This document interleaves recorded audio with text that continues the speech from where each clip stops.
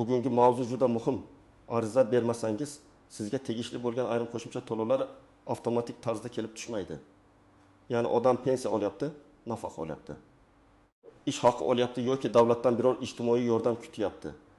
Lekin bilmagani uchun qo'shimcha pulni olmay yurishi mumkin.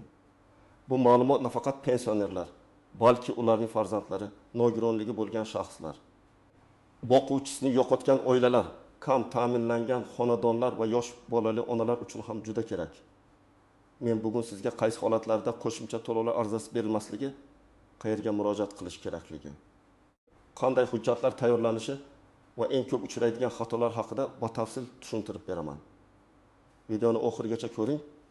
Chunki bitta oddiy ariza sizga har oy qo'shimcha pul olib kelishi yoki oldin berilmay qolgan pullarni undirishga yordam berishi mumkin. Hozirning o'zida kanalga obuna bo'ling, videoga like bosing. Chunki bu ma'lumotni qancha ko'p odam ko'rsa, shuncha ko'p oila o'z haqqini talab qila oladi. Avval ko'p odamlar shunday o'ylardi. Davlatda hamma ma'lumot bor, mening yoshim, pensiyam, nogironligim, oilaviy holatim, farzandlarim, ish stajim hammasi bazada turibdi. Demak, menga nima tegishli bo'lsa, o'zi avtomatik hisoblab beriladi. Afsuski, amaliyotda hamma narsa bunday ishlamaydi. Ayrim to'lovlar avtomatik tayinlanadi, masalan. Pensiya yoshiga yetgan odam hujjatlarini topshirgandan keyin asosiy pensiya hisoblanadi. Ayrim nafaqalar ham elektron bazalar orqali tekshiriladi. Lekin qo'shimcha to'lovlar, ustamalar, qayta hisob-kitoblar, ayrim imtiyozli to'lovlar ko'pincha fuqaroning murojaati asosida ko'rib chiqiladi. Nima o'zgardi? Oxirgi yillarda davlat xizmatlari raqamlashtirildi.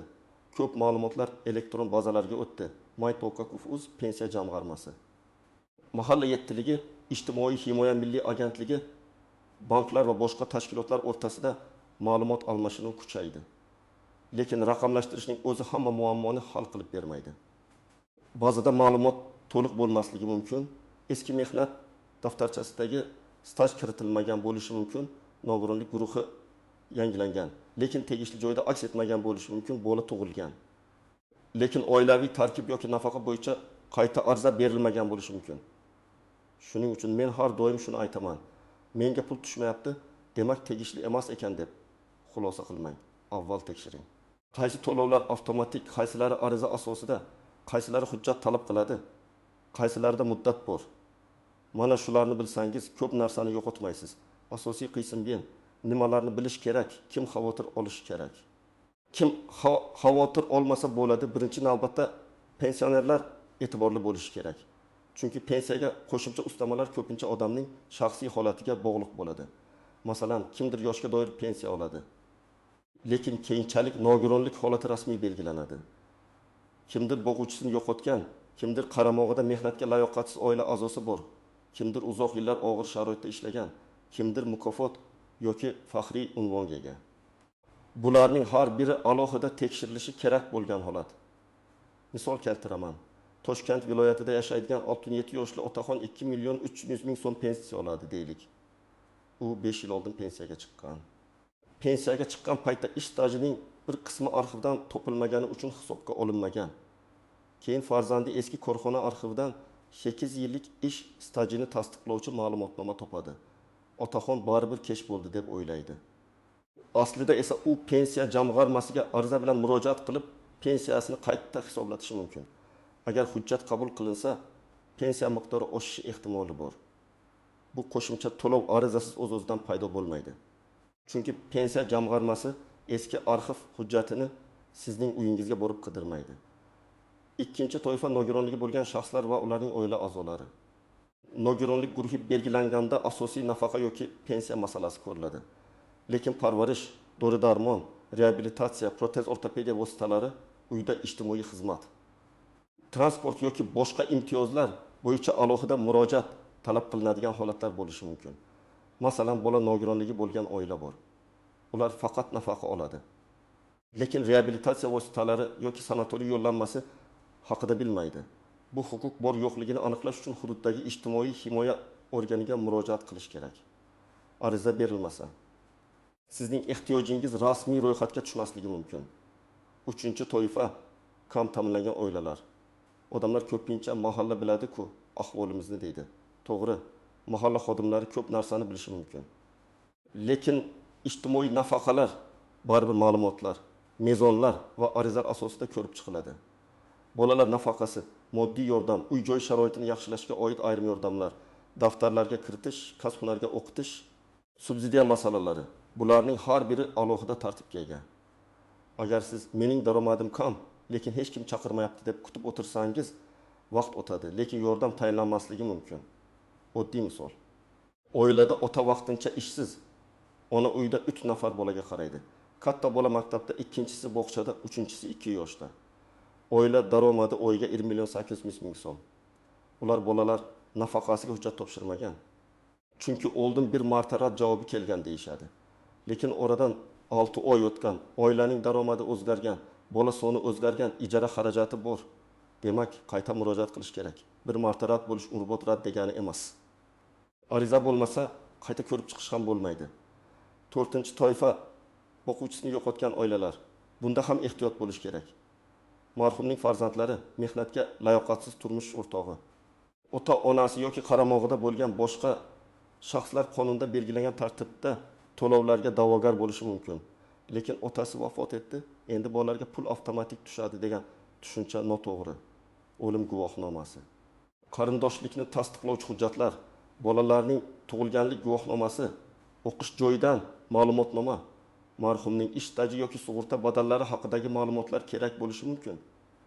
Ariza berilmasa, boquvchisini yo'qotganlik pensiyasi yoki nafaqasi tayinlanmay qoladi. 5-toifa ishlayotgan pensionerlar.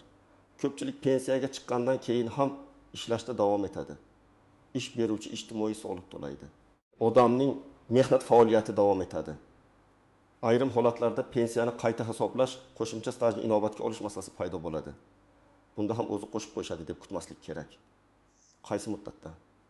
Qanday tartibda qayta hisoblanishini aniqlash uchun pensiya jamg'armasiga murojaat qilish lozim. Ayniqsa norasmiy ishlagan, keyin rasmiy ishga o'tgan, bir nechta joyda ishlagan yoki ish haqi ma'lumotlari bazaga to'liq tushmagan odamlarda tekshiruv zarur. Kim xavotir olmasa bo'ladi. Agar sizning to'lovingiz yaqinda tayinlangan bo'lsa, barcha hujjatlar to'liq topshirilgan bo'lsa, shaxsiy kabinetingizda ma'lumotlar to'g'ri ko'rinsa, pensiya yoki nafaqangiz bo'yicha qayta hisob-kitobga asos bo'ladigan yangi holat yuz bermagan bo'lsa, vahima qilish shart emas. Lekin baribir yiliga kamida bir marta o'z ma'lumotlaringizni tekshirtirib qo'yish foydali. Chunki xato har doim bo'lishi mumkin. Familiya noto'g'ri yozilgan, pasport ma'lumoti yangilanmagan, bank kartasi muddati tugagan, hisob raqami almashgan, tibbiy xulosa yangilanmagan bo'lishi mumkin. Eng katta tuzoq muddatni o'tkazib yuborish. Ayrim to'lovlar murojaat qilingan kundan boshlab tayinlanadi. Ya'ni sizda huquq 1 yanvarda paydo bo'lgan bo'lsa ham, arizani 1 iyunda bersangiz, to'lov 1 iyundan hisoblanishi mumkin. Ba'zi holatlarda o'tgan davr uchun ham to'lash mumkin. Lekin hamma to'lovda emas va buning uchun asosli sabablar, tasdiqlovchi hujjatlar kerak bo'ladi. Shuning uchun keyinroq boraman degan gap ba'zan 5-6 oylik pulni yo'qotish degani. Ikkinchi tuzoq og'zaki murojaatga ishonib qolish. Odam borada derazada o'tirgan xodimga savol beradi. U sizga tegishli emas yoki keyin keling deydi. Fuqaro qaytib ketadi. Lekin rasmiy ariza bermagan bo'lsa, keyin isbotlash qiyin bo'ladi. Men doim tavsiya qilaman, agar masala pul, pensiya, nafaqa, imtiyoz yoki qayta hisob-kitobga oid bo'lsa, albatta yozma yoki elektron ariza qoldiring. Ariza raqamini oling. Javobni ham yozma shaklida so'rang. Shunda rad etilsa ham sababini bilasiz va kerak bo'lsa yuqori tashkilotga shikoyat qilasiz. 3-nozik joy. Bitta hujjat yetishmadi muammosi. Masalan, ayol boquvchisini yo'qotganlik nafaqasiga murojaat qiladi. Lekin nikoh guvohnomasida familiya eski, pasportda yangi familiya. Yoki bola tug'ilganlik guvohnomasida otaning ismi boshqacha yozilgan, yoki mehnat daftarchasida korxona muhri aniq ko'rinmaydi. Bunday hollarda xodimlar qo'shimcha ma'lumot talab qiladi. Bu rad etildi degani emas. Hujjatni to'g'rilash, arxivdan ma'lumot olish, FHD yo'l bo'limidan davlatnoma yozuvini tasdiqlatish kerak bo'ladi. 4-tuzoq bank kartasi va hisob raqamlaridagi muammolar. Ba'zan to'lov tayinlangan, lekin odam pul tushmadi deydi. Tekshirilsa, karta yopilgan, muddati tugagan yoki boshqa bankka o'tgan bo'ladi. Ba'zan benefitsiar nomi va karta egasi mos kelmaydi. Ayniqsa bolalar nafaqasi, parvarish puli, nogironlik nafaqasi kabi to'lovlarda hisob raqami aniq bo'lishi kerak. Bankdagi texnik muammo ham pulni kechiktirishi mumkin. Shuning uchun hujjat topshirayotganda faol karta, to'g'ri hisob raqam va telefon raqamingiz ishlayotganini tekshiring. 5-nozik jihat daromadlarni yashirish. Ayrim oilalar moddiy yordam olish uchun daromadini yashirishga harakat qiladi. Bu juda xavfli. Elektron bazalar soliq, bandlik, bank, kadastr, avtomobil, tadbirkorlik va boshqa ma'lumotlarni solishtirishi mumkin. Agar noto'g'ri ma'lumot berilsa, nafaqa rad qilinadi. Oldin to'langan pullarni qaytarish talab qilinishi ham mumkin. Shuning uchun men har doim qonuniy yo'lni tanlashni maslahat beraman. Agar haqiqatan ehtiyoj bo'lsa, uni hujjat bilan ko'rsating. Daromad kamligi, ijara shartnomasi, davolanish xarajatlari, ishsizlik, nogironlik, ko'p bolalilik kabi holatlar rasmiy ko'rsatilishi kerak. 6-masala, yangi holat yuz berganda xabar berish. Masalan, bola 15 yoshga to'ldi, o'qishga kirdi yoki o'qishni tashladi. Nogironlik muddati tugadi yoki guruhi o'zgardi. Pensioner vafot etdi. Oila boshqa tumanga ko'chdi. Ishsiz odam ishga joylashdi. Bunday o'zgarishlar to'lovga ta'sir qilishi mumkin. Agar o'zgarishni vaqtida bildirmasangiz, keyin ortiqcha to'lov hisoblanib qaytarish majburiyati paydo bo'lishi mumkin. Odam men bilmaganman deydi, lekin qonunda ko'pincha fuqaroning xabar berish majburiyati bor. 7-masala, hamma to'lovni bir joydan so'ramaslik. Pensiya jamg'armasi pensiya masalalarini ko'radi, ijtimoiy himoya organlari ijtimoiy xizmatlar va ayrim nafaqalarni ko'radi. Bandlik organlari ishsizlik, kasbga o'qitish va subsidiya masalalarini ko'rishi mumkin. Mahalla esa ko'pincha oilaning holatini o'rganishda ishtirok etadi. Davlat xizmatlari markazlari orqali ko'plab arizalarni topshirish mumkin. Agar bitta joyda bizda emas deyishsa, bu umuman huquqingiz yo'q degani emas. To'g'ri va vakolatli organni topish kerak. 8-noziklik hujjatdagi bir kun ham ahamiyatli bo'lishi mumkin. Masalan, nogironlik xulosasi qaysi kundan belgilangan, bola qaysi sanada tug'ilgan, pensiya yoshiga qachon yetilgan, ariza qachon ro'yxatga olingan, ish staji qaysi sanagacha tasdiqlangan. Bularning hammasi pul miqdoriga ta'sir qiladi. Shuning uchun hujjatlarni ko'rmasdan turib, sizga albatta falon pul tegadi deb aniq aytish noto'g'ri. Har bir holat alohida hisoblanadi. Endi aniq qadamlarni aytaman. Birinchi qadam, o'zingizning holatingizni yozib chiqing. Siz kim sifatida murojaat qilyapsiz? Pensionermisiz? Nogironligi bo'lgan shaxsmisiz? Boquvchisini yo'qotgan oilamisiz? Kam ta'minlangan oilamisiz? Ishlayotgan pensionermisiz? Ko'p bolali oilamisiz? Yakka ona yoki ota holatidamisiz? Qaysi o'zgarish yuz berdi? Yangi hujjat topildimi? Daromad kamaydimi? Bola tug'ildimi? Nogironlik belgilandimi? Oila a'zosi vafot etdimi? Ish staji qo'shildimi? Buni aniq yozing. Ikkinchi qadam, hujjatlarni tayyorlang. Odatda quyidagilar kerak bo'lishi mumkin. Pasport yoki ID karta, CSSHIR, pensiya guvohnomasi yoki nafaqa bo'yicha ma'lumot, tug'ilganlik guvohnomalari, nikoh yoki ajrim guvohnomasi, o'lim guvohnomasi, nogironlikni tasdiqlovchi tibbiy xulosa, mehnat daftarchasi, arxiv ma'lumotnomasi, ish haqi haqidagi ma'lumotnoma, o'qish joyidan ma'lumotnoma, bank hisob raqami, yashash joyi bo'yicha ma'lumotlar. Hamma hujjat ham har bir holatda kerak emas, lekin tayyor bo'lsa, jarayon tezlashadi. 3-qadam, qayerga borishni aniqlang. Pensiya yoki pensiyani qayta hisoblash masalasi bo'lsa, hududingizdagi pensiya jamg'armasi bo'limiga murojaat qiling. Ijtimoiy nafaqa, bolalar nafaqasi, moddiy yordam. Ijtimoiy xizmatlar bo'yicha mahalla va ijtimoiy himoya organlariga murojaat qiling. Elektron xizmat mavjud bo'lsa, myPonkoGov.uz orqali ariza yuboring. Davlat xizmatlari markaziga borib, qaysi xizmatdan foydalanish mumkinligini so'rang. Muhimi, murojaatingiz ro'yxatdan o'tgan bo'lsin. 4-qadam, arizada menga yordam bering deb umumiy yozish yetarli emas. Masalan, shunday yozish mumkin. Mening pensiyamni yangi taqdim etilgan ish staji hujjatlari asosida qayta hisoblab berishingizni so'rayman. Yoki oilamizning moddiy ahvoli og'irlashgani sababli bolalar nafaqasi tayinlash masalasini ko'rib chiqishingizni so'rayman. Yoki boquvchimiz vafot etgani munosabati bilan farzandlarimga tegishli pensiya yoki nafaqani tayinlashni so'rayman. Ariza aniq bo'lsa, javob ham aniq bo'ladi. 5-qadam, ariza raqamini saqlab qo'ying. Agar qog'ozda topshirsangiz, kirim raqami qo'yilgan nusxasini oling. Elektron topshirsangiz, ariza raqami va yuborilgan sanani skrinshot qilib oling. Telefon orqali gaplashgan bo'lsangiz ham, keyin yozma murojaat qiling. Chunki kelajakda men falon kuni murojaat qilganman deb aytish uchun dalil kerak bo'ladi. 6-qadam javobni kuting va tekshiring. Sizga rad javobi kelsa, rad sababini o'qing.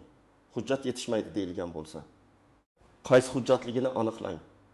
Mezonlarga to'g'ri kelmaydi deyilgan bo'lsa, qaysi mezonligini so'rang. Daromad yuqori deyilgan bo'lsa, qanday daromadlar hisobga olinganini tekshirtiring.